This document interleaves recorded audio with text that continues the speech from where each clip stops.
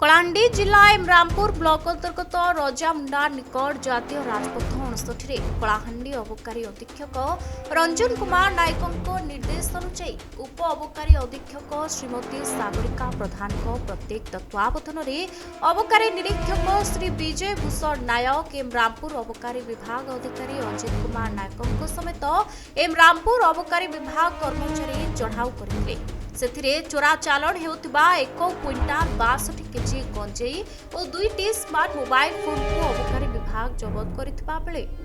ବ୍ୟବହୃତ ହୋଇଥିବା ଏକ ଧଳା ରଙ୍ଗର ମାରୁତି ସୁଜୁକି କାର ସହ ଜଣେ ନାବାଳକଙ୍କୁ ଏନଡିପିଏସ୍ ଅଧିନିୟମ ଅନୁସାରେ ଗିରଫ କରିଛି ପୋଲିସ। ଉକ୍ତ ଗଞ୍ଜେଇଟି କନ୍ଧମାଳ ଜିଲ୍ଲାରୁ ବଲାଙ୍ଗୀର ଚୋରା ଚାଲାଣ କରୁଥିଲେ ବୋଲି ଅଭିଯୁକ୍ତ ବ୍ୟକ୍ତିମାନେ ପ୍ରକାଶ କରିଥିଲେ।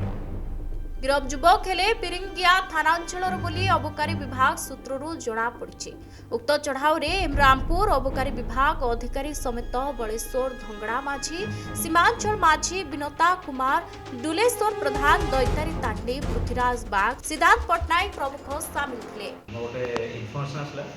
जे कंधमालू बलांगीर चालाण हो तेणु आमर स्क्वाड बन आम इमरामपुर छकरे 2 जन स्टाफ एवं रजामुंडा पाखे गोटे टीम रही जरिए आसला आम सामू देखी गाड़ी बुले पड़े चेष्टा करा गोटे Maruti Suzuki SX4 white colour jar number था OR02AW9881